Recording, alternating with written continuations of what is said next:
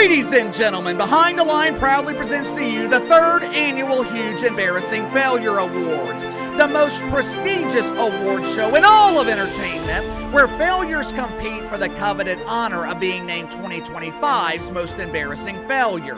I am your humble host, Uncle KC. For those of you that are new to the channel, I'd like to take a second to honor our past winners. First, I would like to honor the originator of the term huge embarrassing failure, the man who is synonymous with failure, the inspiration for this very ceremony, the man who fails at such a rapid rate he failed to win the very award that was named in his honor. The man, the myth, the failure, Bomani Jones.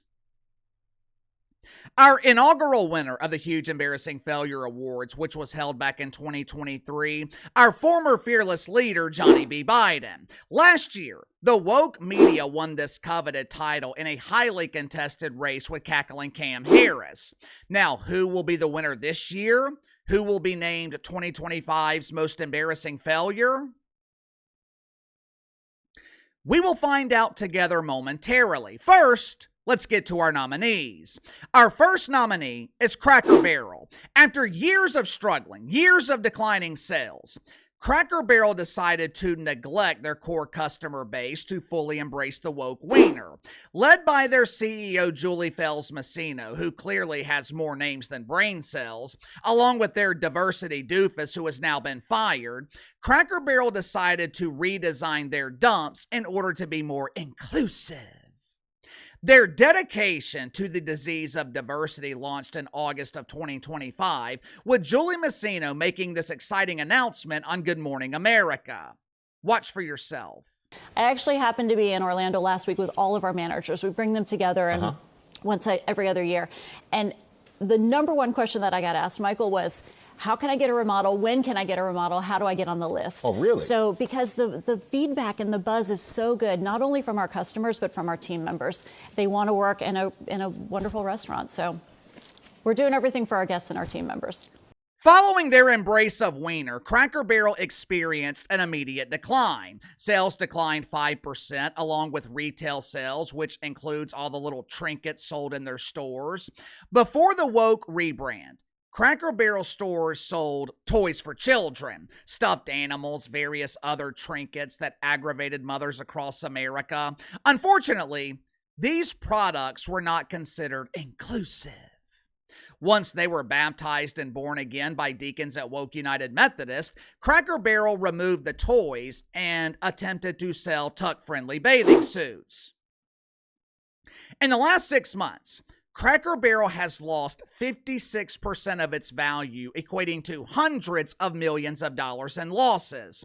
Prior to the failed rebrand, Cracker Barrel shares were trading for over $60 a share. As of December 20th, 2025, Julie Messino has that number down to a cool $26 a share. These monumental losses have Cracker Barrel nominated for the first time for the prestigious Huge Embarrassing Failure Awards. Our second nominee is very special. This organization is known for their dedication to accomplishing first, and they accomplished a legendary first in 2025. This is the first organization who has been nominated every year for the Huge Embarrassing Failure Awards. But they are such miserable failures, they have never been able to secure a win, which is understandable because in the last 30 years, they've also failed to generate an Ethiopian breadcrumb in profit. Our second nominee is the WNBA dump. WNBA players are outraged with their third consecutive nomination for the HEF Awards. My inside sources obtained an exclusive quote from AJ Wilson. But my name is Asia. It doesn't matter what your name is. My sources obtained an exclusive quote from AJ Wilson, who admonished their nomination. This is outrageous! This past season, arenas were filled to half capacity. We set record high ratings on television. Our league is now filled with huge stars. How dare you nominate us as 2025's most embarrassing failure? Well, AJ, just because you went from nothing to almost nothing, that does not mean you've dug the dump out of failure. The WNBA has destroyed the drawing power of Caitlin Clark. Throughout the 2025 season, mainstream interest in the WNBA rapidly declined. Once we reached the chase for the Platinum Pooper, which the league mistakenly refers to as the WNBA Finals, the series featuring the Phoenix Masculines and the Las Vegas Anonymous Faces, it failed to sell out a single game. Tickets were less than $40, yet for some reason, no one wanted to pay to see unknown players airball layups. To make matters worse, the WNBA is now on the verge of extinction. WNBA players are demanding exorbitant salaries, which their primary subsidizers in the NBA are unwilling to pay for obvious reasons. As a result, the 2026 WNBA season is likely to be canceled. The good news is, if the 2026 season is canceled, the WNBA will be completely forgotten, which means no one will remember to nominate them for the 4th annual Huge Embarrassing Failure Awards next year. Our next nominee is Doofus Democrats. 2025 was a brutal year for the Party of the Donkey. The year began with our former fearless leader, Johnny B. Biden, leaving the White House in Washington, D.C. for the first time in 50 years. But the disappointing exit of John Biden, that was the beginning of a year of disappointment for Doofus Democrats. The Party of the Donkey is in trouble. Throughout 2025, we saw the rise of new leaders, for lack of a better word, in the Democratic Party. Let's check out some of the highlights. Here are the faces of future failure. Watch for yourself. This city was built by the Irish escaping famine, Italians fleeing fascism, Jews escaping Holocaust, Black Americans fleeing slavery and Jim Crow, Latinos seeking a better life, Native people standing for themselves, Asian Americans coming together in Queens, in Brooklyn, in the Bronx, in Manhattan, in Staten Island. So I had to go around the country and educate people about what immigrants do for this country, or the fact that we are a country of immigrants. Right. The fact is, ain't none of y'all trying to go and farm right now. Okay, so I'm lying. Raise your hands. You're not. We done picking cotton. Perhaps the most terrifying new leader in the Party of the Donkey, Zohran Mamdani. Zorro is a proud democratic socialist, which is a modernized way of saying, I'm a communist. But even the communism is an illusion for Zorro Mamdani, because the truth is, Zorro is an Islamist, and he is further proof that radical socialists and radical communists are uniting with political Islam to dismantle capitalism here in America. Will this be enough for this collection of doofus Democrats to win the prestigious honor of being 2025's most embarrassing failure? Our 4th nominee is Disney. The non-binary mouse continued its ongoing tradition of huge embarrassing failure in 2025. The year of failure started with a remake of the classic film Snow White. With Disney being infected with the disease of diversity, they decided to make a few small changes to the classic film. For starters, the film was retitled Snow White and the Non-Binary Dwarfs. Instead of Snow White being, white, Disney decided to be inclusive and gave the lead role to Rachel Zegler. Take a look at how Rachel Zegler promoted the film. Watch it for yourself. Vote for Kamala Harris. And it's actually non-negotiable. Our rights are on the line, folks. Our reproductive rights.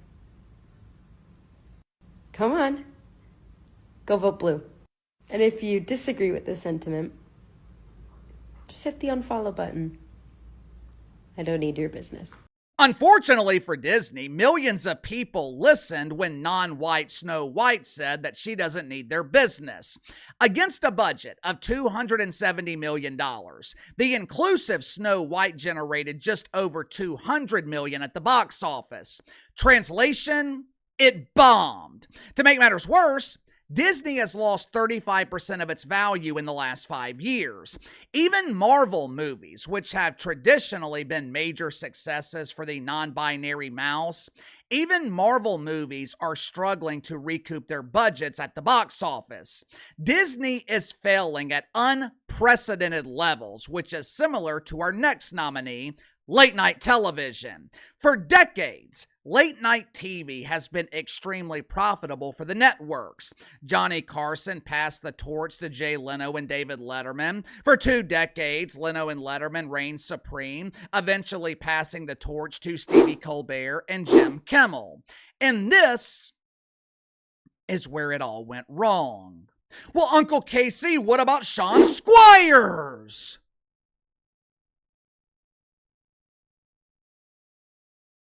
Sean Squires? The dork that looks like he's the captain of the high school chorus? Sean Squires is so irrelevant, he failed to receive a single nomination for the Hef Awards. But the trio of huge embarrassing failures that have demolished the once profitable business of late night television, Jim Fallon, Stevie Colbert, Jim Kimmel, this collective of failures, they were one of the leading nominees for the 3rd annual Hef Awards. Over the summer, Stevie Colbert was fired by CBS. It was announced a couple of weeks ago that ABC has absolutely no interest in being in the unprofitable Jim Kimmel business long term. CBS is abandoning the business of late night next year, and ABC is following their lead in May of 2027 when they finally throw Jim Kimmel off the Titanic. According to Fox Business, late night TV has been unprofitable since 2022. CBS is losing $40 million a year broadcasting Colbert's late night dump.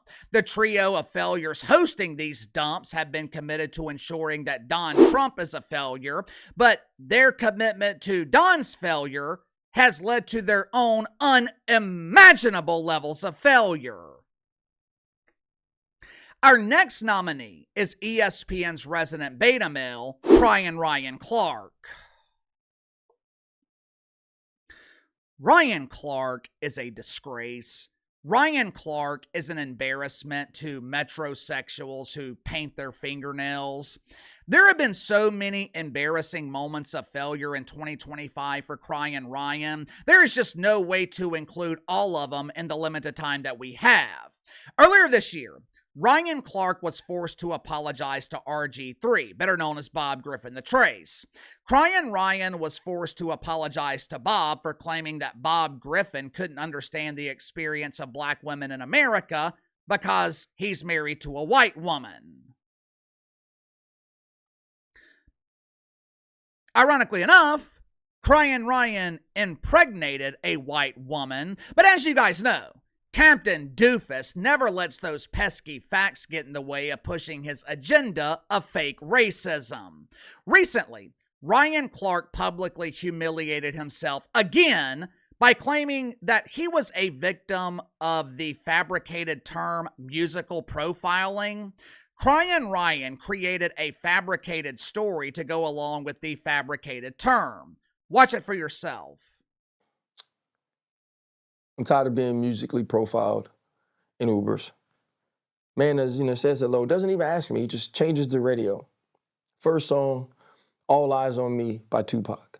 That's not even one of the songs I listen to from that album. Then he plays Many Men, right? 50 Cent. Right now I'm starting to realize there's a theme. Then he hit me with the Stay Scheming. Bro, you gotta go pull Stay Scheming way off the pack for Ross and Drake. And I had enough when it got to Not Like Us. Like you totally profiled me and said, this is the music this guy's like. And now I'm watching his lips as he lip sync because it's not even the edited version. We will find out momentarily if Ryan Clark achieved enough failure to win the 3rd annual Huge Embarrassing Failure Awards. But one thing I know for sure, Crying Ryan definitely achieved enough in 2025 to be fired by ESPN. Our final nominee for the 2025 Huge Embarrassing Failure Awards, CNN and MSNBC. For MSNBC in particular, their failure was so spectacular in 2025 that NBC no longer wanted to be associated with them. Going into the fall, NBC distanced themselves from this dump of a network. They went through the legal system to force MSNBC to change their name to MS Now. With Rachel Maddow demanding a part-time schedule while receiving a full-time salary of $20 million a year, and by part-time schedule, I mean Rach only wants to work one night a week. With Rachel Maddow refusing to work, MS Now decided to put Little Red Riding Hood Jen Psaki in her primetime time slot. A decision that has resulted in unbelievable failure. The ferociously angry Ginger, she is struggling to reach 1 million viewers every night in prime time. Fortunately, though, for Little Red, her ratings failure has been completely overshadowed by the supreme failure in cable news, the Cemetery News Network, CNN. Revenue at CNN has declined 50% since 2021. Over the summer, 2 executives at CNN abruptly quit the network. My inside sources told me at the time that the executives were tired of being associated with failure. They wanted to jump off the Titanic before it inevitably sank. CNN continues to average just over 500,000 viewers in prime time. For reasons unknown, the network is still allowing Caitlin Collins, Katie Roo! The network is still allowing the girl named Rue to tank the primetime lineup. With CNN and the woke media winning the Hef Awards last year, they were the heavy favorites to become the first repeat champions of failure in 2025. So, who will it be? Who was able to secure the prestigious honor of being 2025's most embarrassing failure? Was it doofus Democrats? Was it CNN and MSNBC, Disney, Cracker Barrel, the WNBA dump, Crying Ryan Clark, the soon-to-be extinct business of late-night television? I gotta be honest with you guys. This was the most competitive field of failures in the history of this prestigious event. Let's find out together who will be honored as the huge embarrassing failure of 2025. Drum roll, please. The winner of the 3rd annual Huge Embarrassing Failure Awards, receiving 45% of your votes, the biggest embarrassing failure of 2025 is Jazz Crockett, Omar Elon, AOC LGBT, the Party of the Donkey, the Doofus Democrats. Democrats ran away with the voting this year. Late night TV came in second with 14% of your vote. The other 5 nominees received less than 10%. Hope you guys enjoyed it, though. I hope you guys enjoyed it. I look at the Hef Awards every year as my annual gift to you guys. It's a lot of work. This video is a lot of work. It's the most labor-intensive video I do every year. It's also one of the most rewarding videos I do each year. When we initially started the Hef Awards a couple of years ago, I thought it was going to be one and done, but we've managed to keep it going. It's kind of become a channel tradition, and as long as the interest is there, we will keep it going for as long as you guys want. Voting participation was slightly down this year, but I don't think it was lack of interest because we received more nominees this year than we had the previous 2 years. Recently, YouTube made some tweaks to their user interface, mainly with cell phone users. It's harder to find video descriptions, which is where the link to vote for the Hef Awards was. Next year, I'm going to make the voting more accessible for you guys, but either way, There will be a 4th annual Huge Embarrassing Failure Awards next year. Hope you guys enjoyed this year's version. I will see you in 2026.